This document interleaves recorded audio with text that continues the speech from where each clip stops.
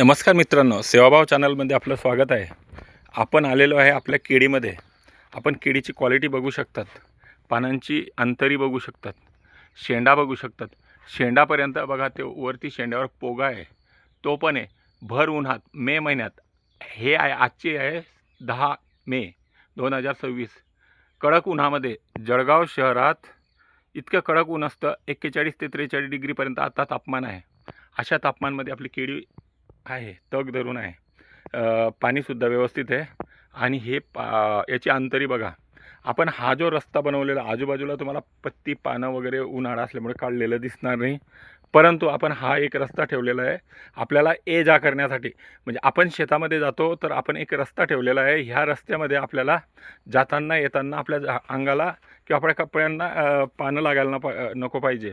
आपण म्हणजे आपल्या शेतामध्ये एंट्री करताना आपण काय करतो, ह्या रस्त्यानं जातो म्हणजे आपल्या अंगाला पान वगैरे लागत नाही। आता बघा, हे जे पान आहे, आपण चालता बोलता चालत असताना आपल्याला जर पान दिसलं तर बघा, आपण तुमच्या समोर मी हे करतो, आता ह्या पानला असं वाकून दिलं म्हणजे रस्त्यात जे येणारे पानं हे वाकून द्यायचे। त्याच्यामुळे काय होतं, येता जाता आपल्याला म्हणजे व्यवस्थित जाता येतं।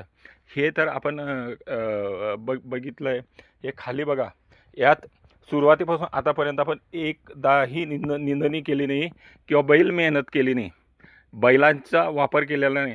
लागवडपासून म्हणजे जवळजवळ 1 तारीखपासून 1 सप्टेंबरपासून तर आता 11 मेपर्यंत 11 मेपर्यंत आपण यात एकही म्हणजे खर्च केलेला नाही समजा।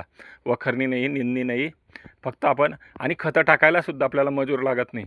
आपण सर्व वॉटर सोल्युबल खतं टाकतो। युरिया पोटॅश वगैरे असलं तरी आपण त्यात फर्टिलायझर टँक आहे। आपण त्याच्यासाठी आज एक सविस्तर व्हिडिओ बनवणार आहे, तो व्हिडिओ पण आपण जरूर बघा।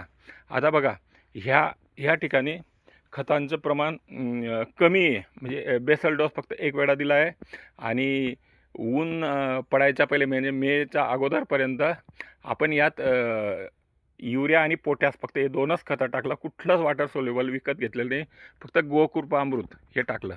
अशा पद्धतीने आपली केळी आहे। येता जाता हा रस्ता जसा मी बनवला आहे तसा आपणसुद्धा बनवा।